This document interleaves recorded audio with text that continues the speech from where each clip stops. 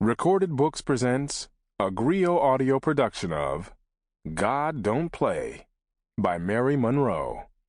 This unabridged recording is narrated by Patricia Floyd. This book is copyrighted 2006 by Mary Monroe. This recording is copyrighted 2006 by Recorded Books, producer and publisher of Griot Audio, celebrating the best in contemporary African American fiction and nonfiction. With a handsome husband, a beautiful daughter, and a lovely house to come home to every night, it looks like 45-year-old Annette Goode finally has it all. And heaven knows she paid her dues to get it. But apparently, someone thinks Annette has it a little too good.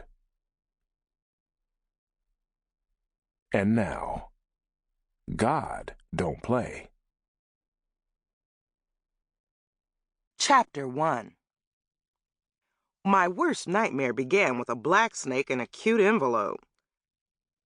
I had no way of knowing that my life was about to fall apart on the most beautiful day that we'd had all year. The bold morning sun was shining down on my freshly painted house like a lighthouse. I had just had some of the best sex that I'd had in years, and there'd been no one else in the room with me. You give good phone sex. You should call me up more often, I teased my husband, Pee-wee, as I struggled to catch my breath before hanging up the telephone on the wall next to the refrigerator in the kitchen. I couldn't remember the last time I'd enjoyed sex standing up and nibbling on a Pop-Tart at the same time. Well, it's the next best thing to me being there, Pee-wee told me, whispering so that his cousins in the next room at his cousin's house couldn't hear him. Did you get naked, like I told you? Uh-huh. Naked as a jaybird, I lied, smoothing down the sides of my muumuu. There was no way I was going to shed my clothes in the middle of my kitchen floor. It was hard enough for me to get naked in my own bedroom. But I did remove my shoes. Did you stick your fingers where I told you to stick 'em? Pee-wee asked with a moan. Mm-hmm, I mumbled, lying again. The only thing I'd stuck my fingers in was that Pop-Tarts box. However, I had massaged a few other spots on my body like Pee-wee had instructed, and that had been enough for me. I'd enjoyed my passionate telephone tryst with my husband, and I was glad when it was over.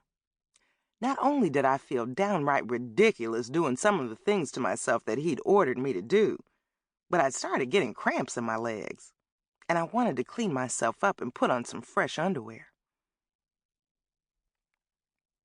With a satisfied smile on my face, I stepped out on my front porch to retrieve the mail. A large butterfly that had wings every color in the rainbow landed on my hand. The sun felt good on my face as I clutched my mail and shook the butterfly off my hand. I waved to the friendly, good-looking white couple from down the street as they walked by, pushing their homely toddler in a creaky stroller. Everybody on our block, except for the husband, knew that the homely toddler's daddy was the homely insurance man who made house calls.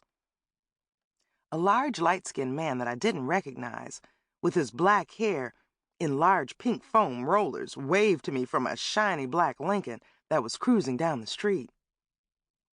I yelled at a stray dog who had decided to lift his crooked leg and water the prize-winning rose bush in my front yard.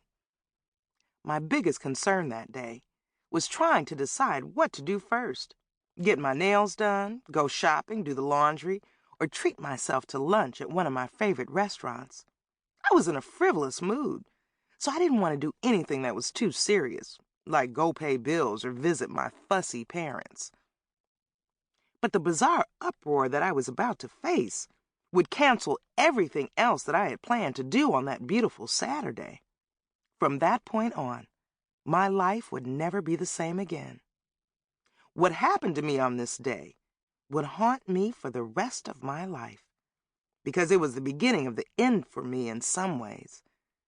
And it all had to do with a black snake and a cute envelope. There was nothing that unusual. Sample complete. Ready to continue?